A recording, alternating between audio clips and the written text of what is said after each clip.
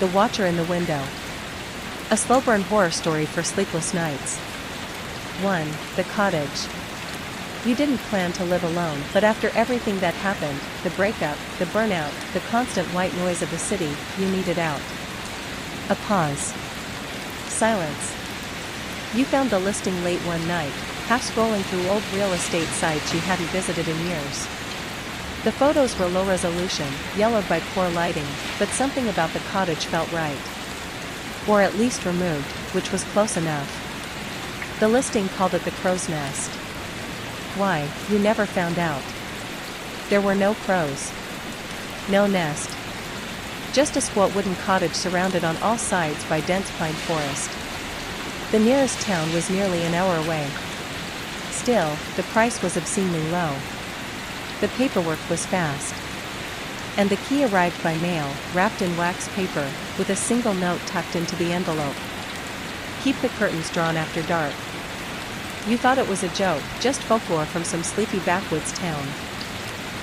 Maybe kids played tricks. Maybe wildlife got bold at night. You didn't think about it again. Not really. 2. The first week. The first days were calm, the house creaked and groaned like anything old does. You noticed the walls still held the scent of smoke, maybe from a fireplace long since bricked up. You found dusty books on crooked shelves.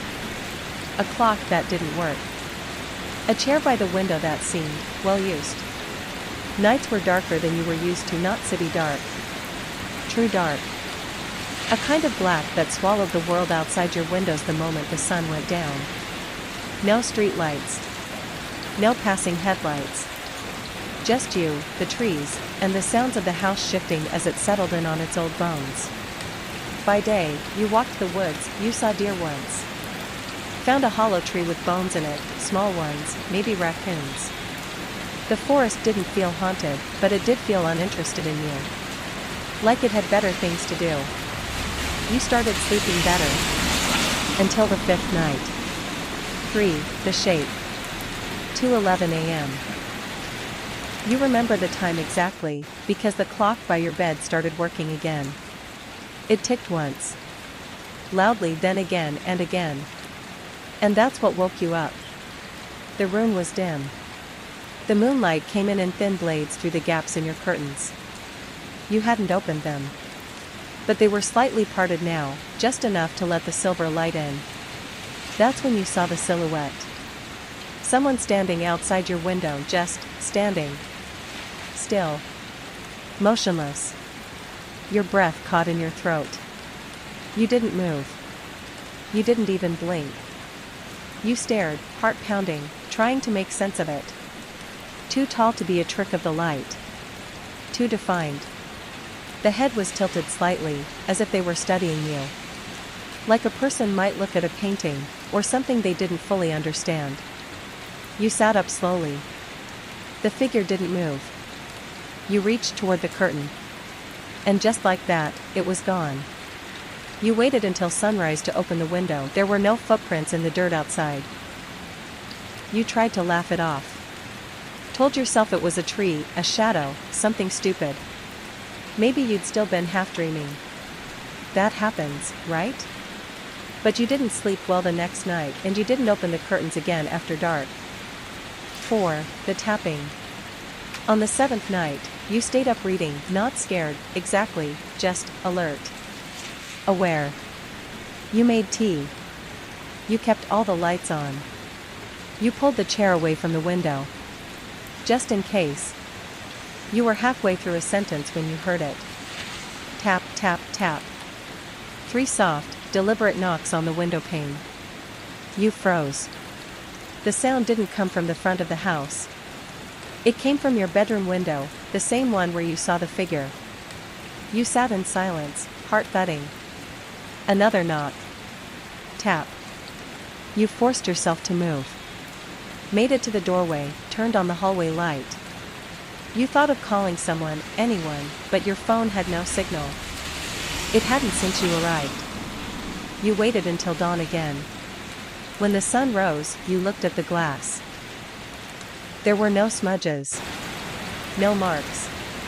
Except In the condensation left by the cold morning air, you saw it. 3 faint fingerprints. As if someone had pressed their hand gently against the inside of the glass. 5. The mirror. On the 10th night, you woke up to the door creaking open. You had locked it, you were sure. You remembered turning the latch and even checking it twice. But now, it stood slightly ajar. A cold draft moved through the room. The curtains were open again. You didn't open them. You approached slowly. The moonlight was stronger tonight, flooding the room in silver blue.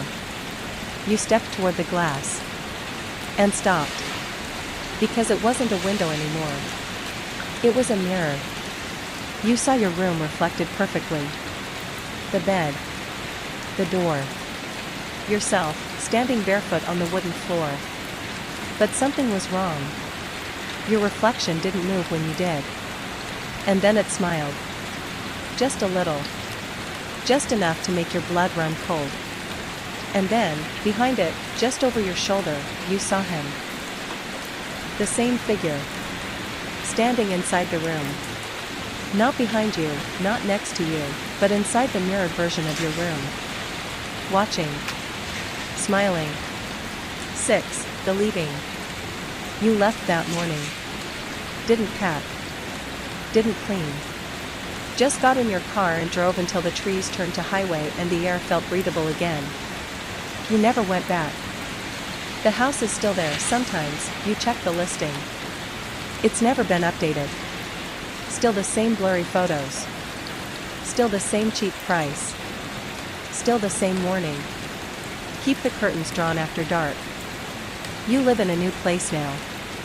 Higher up. No trees. Plenty of street lights.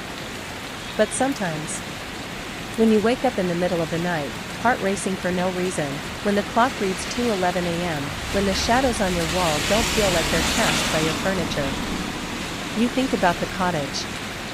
And you wonder, what would have happened if you'd opened that window?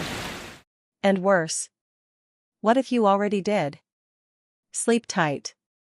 And keep your curtains closed.